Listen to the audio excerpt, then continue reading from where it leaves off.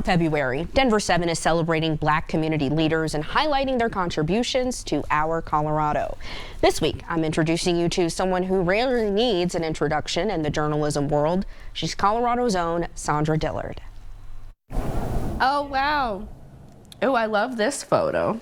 Which one? This one. Oh, that's how I looked like when I first started. At the post. 1972. Yeah, I started there September 1st. 54 years ago. Journalist Sandra Dillard shares what it took to get to that day, all those years ago, when her full-time journalism career would officially begin. I had my first published article when I was 9 in Sacramento. I minored in journalism. I didn't think I'd ever be one. I was a teacher. Like every other black woman in my age group, started teaching school when I was 21. Mm-hmm. Wow. So how old were you when you finally said, Older than that. Go next. In 1971, Dillard landed a spot in a prestigious summer journalism program. So the Denver Post agreed to sponsor me. It was called the Summer Program for Minority Journalists.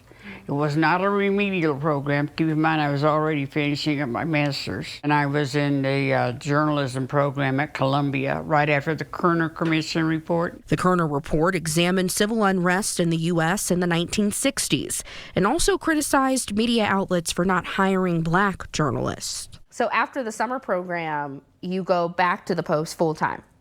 I started at the Post full-time. You were the first black female reporter there. Yeah. Were there any? As far as I know, I was the only one in the state. Wow. Yeah. This was me fussing. I am a reporter, not the receptionist. Because they assumed I was the secretary and not a reporter like the rest of the people in the room. That had to be frustrating. It was frustrating. George Lane, I would go to him about everything, including things that I thought were racist and were, things I thought were sexist. And he would tell me what to do or what not to do. And Dillard would end up becoming a mentor herself to thousands of journalists. Let's talk about NABJ. Okay, let's talk about it. How did you become a founder of the National Association of Black Journalists? I was back there for the Black Congressional that thing that they have every year. They have about a week of workshops and speakers. In D.C.? Yes, and I was on one of the panels, and I was told about it when I was there and urged to come to the meeting, and I came, and I thought, this is a good thing. Today, the latest statistics from Pew Research shows there are more black journalists in the U.S. than when Dillard started. But still, just 6% of U.S. journalists identify as black. Dillard says, proving how much organizations like NABJ are needed. And I'm just amazed at how NABJ has grown and prospered. And what is your favorite accomplishment of it all? You have so many awards. What are you most proud of? My son.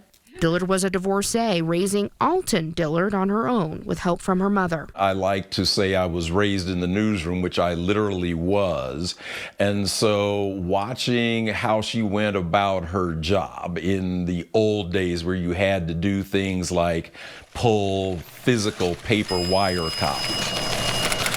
I appreciate my mom both for just being a great mom and for what she's done in the space of journalism. From Denver Post general assignment reporter to theater critic, Dillard's career took her around the world and won her many awards. She had job offers from other prestigious papers, but Dillard chose to stay in her beloved Denver, doing the job that changed her life and others whose lives may have otherwise been overlooked. I would say it's the best job you can have. You can learn. It's like going back to school. You know, it really is. Well, I was recruited for my job here at Denver 7 at an NABJ career fair, the same NABJ Sandra Dillard founded. Sandra has helped pave the way for me and so many others, and I am truly grateful for you, Sandra.